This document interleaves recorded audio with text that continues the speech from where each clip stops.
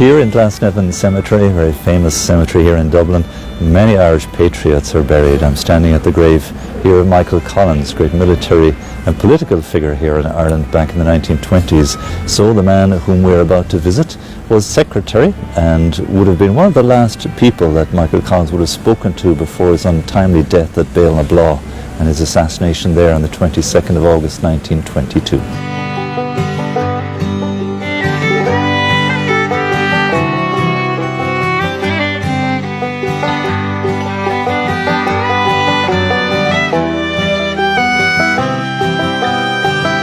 So here we are at the grave of Frank Duff in Glasnevin Cemetery, buried here with all of his family, commemorating the date of his death, the 7th of November 1980.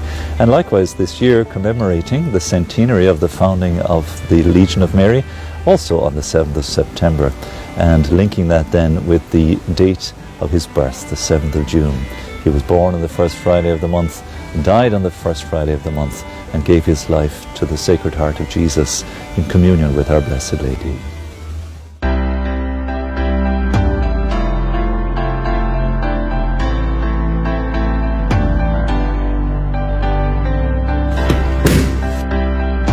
So here we are in the hallway of Frank Duff's house. Here he spent all of his life from 1927 until the day he died in 1980.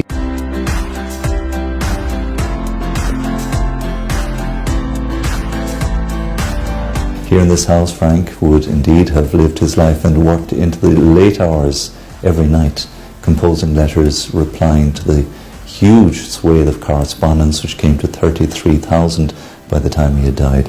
And likewise, here he would spend much time in prayer. As we travel around the house, we can see all the artifacts here. There's a museum set up in his honour and his memory. A collection of books that he read in Latin and French and English too on our Blessed Lady. And likewise in the museum, various artifacts associated with Frank of his early writings too. We see his bicycle, one of many, parked here too with a miraculous medal on the handlebars.